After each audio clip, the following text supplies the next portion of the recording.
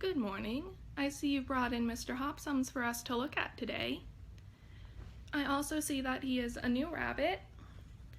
Have you gotten everything you'll need for him set up at home already? That's alright. Would you mind if I walk you through some of the items you might want to look into getting for him while you're here? Well, to start off, since he is a single rabbit, you'll want a cage that's at least 2 foot by 4 foot, though I would recommend looking into getting him a buddy, as rabbits are social creatures and do best in groups. And if you do decide to go that route, then you'll want a cage that's at least 4 foot by 4 foot. And you'll want to make sure you don't put that cage anywhere that gets above 85 degrees, as rabbits prefer cooler temperatures and don't tolerate heat very well. If you do have to put it somewhere that gets a little bit warmer, you'll want to make sure it's well ventilated to help keep them cool. Now, when you want to take Mr. Hopsums out of his cage, the best way to do that to avoid hurting him would be to grab him by the scruff of his neck and use your other hand to support his hindquarters, and then tuck his head into your elbow while you move him.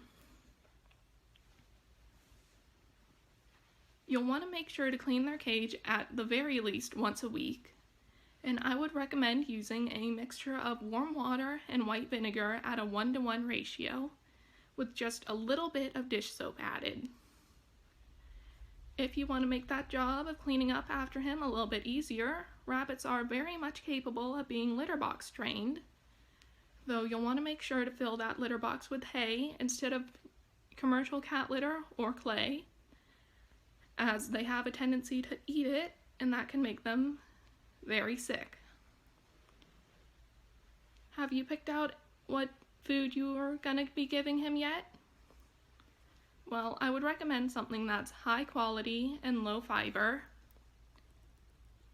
as well as making sure he always has access to Timothy hay, which will help keep his teeth ground down and in perfect condition. You can give him fresh fruits and vegetables, but they should be limited to only a few times a week.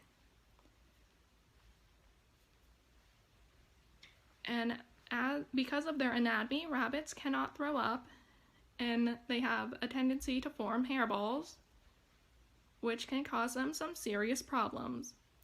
In order to help reduce the likelihood of this happening, you can try soaking their hay in a little bit of pineapple or papaya juice and giving that to them a couple of times a week.